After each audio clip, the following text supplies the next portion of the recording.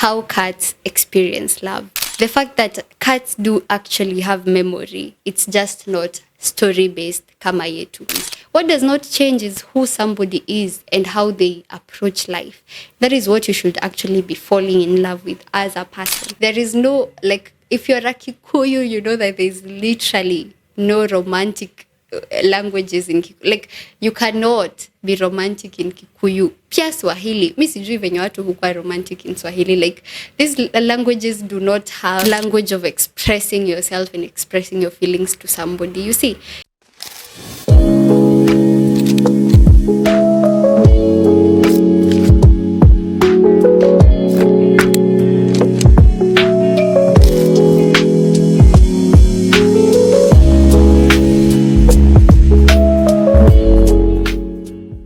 Hello guys, I hope you're all doing fine. Welcome back to Woman Enough. This is episode 3 and thank you so much for tuning in and for being here so far.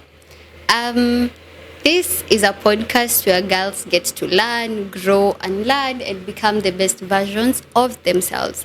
Today's episode is inspired by cats, and the episode title is How Cats Experience Love. I think we have a lot of things to learn from cats. So I am an animal lover, especially cats. I love cats. I used to have my first cat. She died a few months ago. She was hit by a car. Her name was Lyric. And then I got a new cat recently. She's LJ for Lyric Junior. I swear I haven't moved on from Lyric. That's why I named her Lyric Junior, so that she can remind me of Lyric. So I have been learning a lot from her, especially because like now I am more aware of how to take care of pets. So yes, I have more time to learn from her other than fighting with her.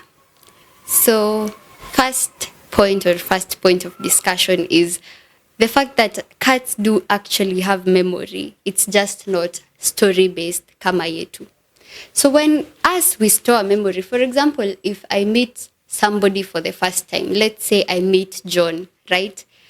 I am going to create a narrative around John, whether I know John or not. That is why tunaambiwangwa first impression matters. Because what does first impression mean? For us human beings, nikisha kuona, I am going to form a story and a narrative around you, even if I don't know your name, even if I don't know anything about you. Ukitembea around town, you can find yourself judging people and, in your brain, because that is just how we are wired as a species. We are wired to form narratives and stories around people, even if we don't know them, because we are social beings, and that is how our survival has been sustained thus so far, right? But for cats, it's kind of different. For cats, they do not create a story around their owners. Nilisikia waitwi owners, they are humans. Because they actually associate very temporary things with their owners or their humans. Because first, a cat will either associate your scent with safety. And that means every time it sees you, it's going to want to be around you. Why? Because when it smells you, it knows that means safety. It may associate your voice with familiarity. So when it hears you somewhere, it may hear that voice is familiar. Na kama it may associate your scent with safety, then it will definitely come to you because it knows it's safe to be around you. Then it will also tag your presence with either you give it food, you give it security, you give it warmth, you give it comfort.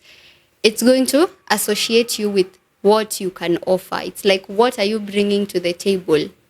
What you bring to the table, the cat says either yes or no.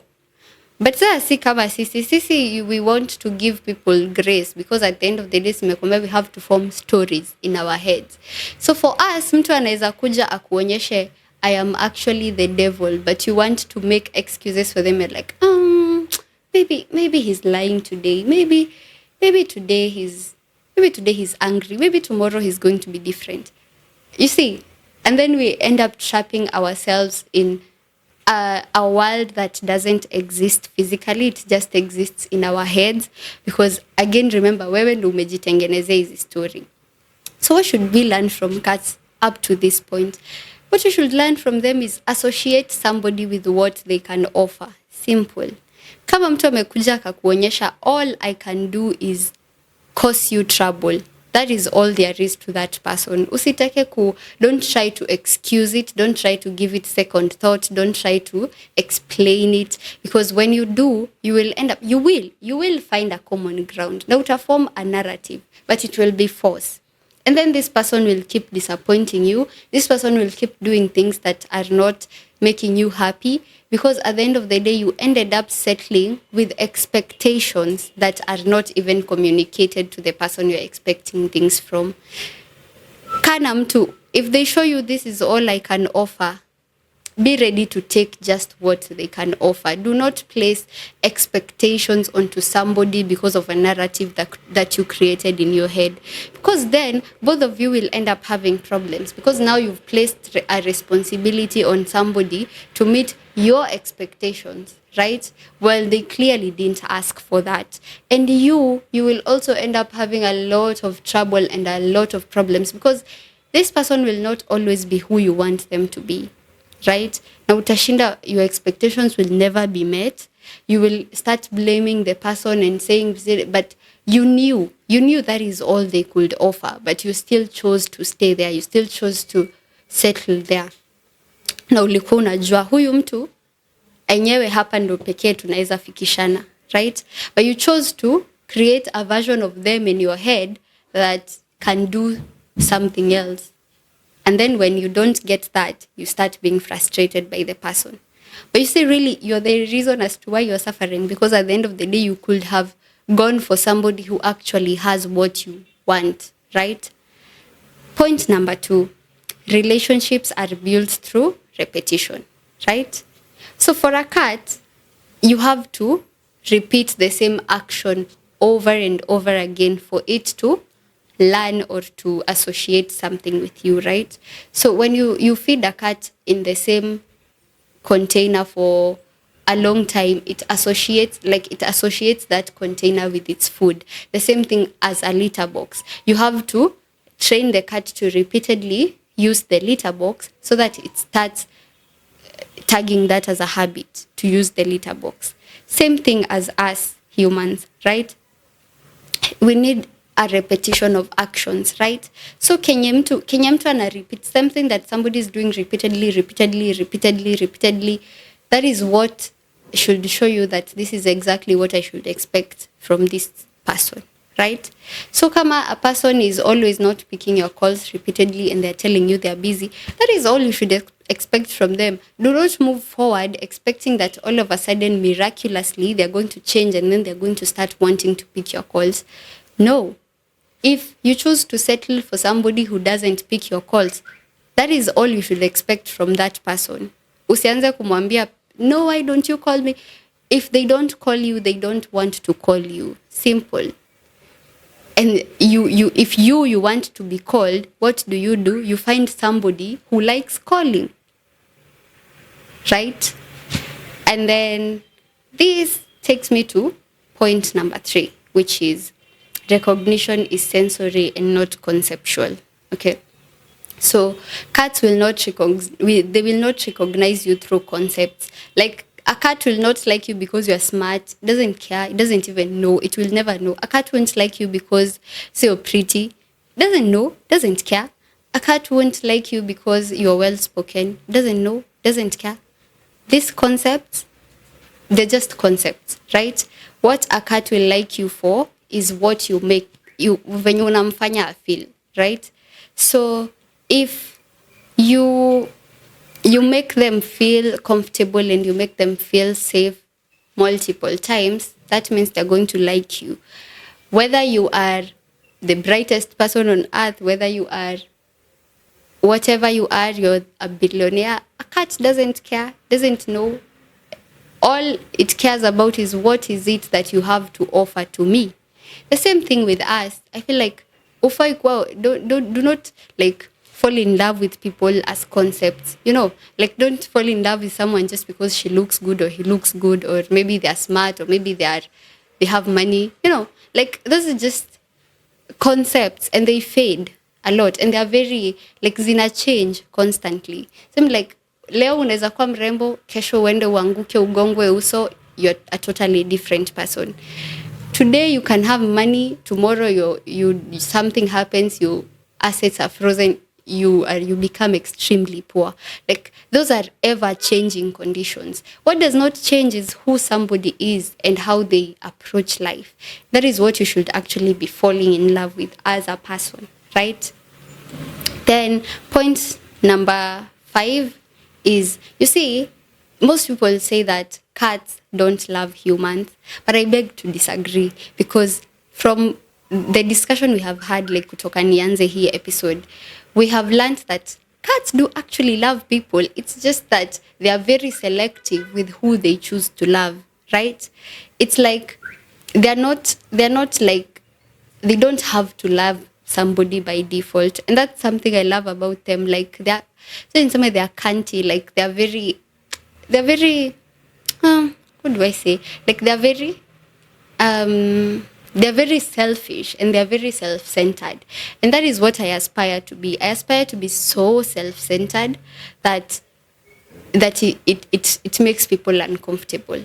I aspire to be so selfish that every time I go about to settle for something that is not aligning with me, my body physically hurts. Like I want to be as selfish as a cat is, with its energy, with its time, and with who it chooses to allow in its space, right? So there is this concept. It's not even a concept. It's like a hypothesis. It's called the Sapir-Whorf hypothesis, and this is a hypothesis that kind of explains how the language you're programmed to speak, or the language that wewe unaongea affects how you perceive life. Like language is very central to how we process everything. And I was thinking, like, I fell in a rabbit hole in the internet with the Sapir-Whorf hypothesis. And I was trying to apply it to something local. And I was thinking, venye, there is no, like, if you're a Kikuyu, you know that there's literally no romantic languages in Kikuyu. Like, you cannot be romantic in Kikuyu. Pia Swahili. Mi sijui venye watu hukua romantic in Swahili. Like, these languages do not have that language. Like, they do not have your language of expressing yourself and expressing your feelings to somebody. You see, the same way, so I was telling somebody, like, if you look at, I was arguing with my grandma. So my grandma, her phone, she always, like, time yake, when it's like 3 p.m., her phone will not show 3 p.m., itaonyesha 9. So shushangu akikwambia neither akeda, ataangalia kwa simu yake, ataona 9, hataona 3. And I was really confused, and I was asking her, shushu mbona simu yako iko na the wrong time? But she's like, hapana, hiyo ni time ya Kikuyu. So apparently, in Kikuyu, time begins at asubuhi 6 a.m. It doesn't begin at 12 a.m. Like hatuanzi count a day at 12 a.m. It begins at 6 a.m. So that is why for my grandma, 9 ni saa 9, si saa 3. And it was so, like, it's so different. You see how, like, the language inafanya inakuwa very different. The same thing with us. The language that we choose to express ourselves in actually really affects how we process a lot of emotions. Unaweza pata mtu, maybe they don't know how to express themselves in, let's say, English, but if you give them a chance to express the same emotions or to give an account of the same situation, they might be able to bring out a very emotionally deep context, but in Swahili, but not in English, right? I don't even know why I brought this up, but anyway, the language really does matter. Find somebody who speaks your language. Find somebody who understands your language too. Because then people say, like, communication is important. Yes, it is, but I feel like the most important thing is not even communication, it's understanding. Because we can talk all day, we can communicate all day, but what really matters is this person really understanding me. Are they processing this information from my POV, or am I just talking, or am I just communicating, right? So on today's segment of the illusion, today we're going to share, it's not really an illusion, it's an experiment. It's called the Invisible Gorilla Experiment. And in this experiment, people were told to watch a basketball match and are asked to count the passes, right? So most people, they missed the person who was dressed in a gorilla suit. Yeah, guy. So most people missed the person who was dressed in a gorilla suit, even though they kept walking through the scene multiple times. And why is it that these people kept missing this person in a gorilla suit walking through the same scene that they are looking at constantly? It's because your brain focuses on what you are looking for. Okay, so these people walikuwa washaprimiwa and they were told, look, count how many passes that are in this basketball game, right? So our watu, their brain was not actively looking for somebody in a gorilla suit in the scene. They were rather looking at the passes so that they can be able to count them. And by the simple act of not paying attention to this person in a gorilla suit, most people did miss the person at the end of the experiment. And what does this tell us? If you focus on your flaws, your brain will keep showing you more of those. And if you focus on your strengths, your brain will keep showing you more of those, right? So if you keep focusing on growth, your brain will keep showing you more ideas and more opportunities. And if you choose to focus on failure and misery and despair, your brain will hand you back exactly that. So thank you so much for tuning in to today's episode. Please remember to like, share, subscribe, and leave a comment. See you guys on the next episode. Bye.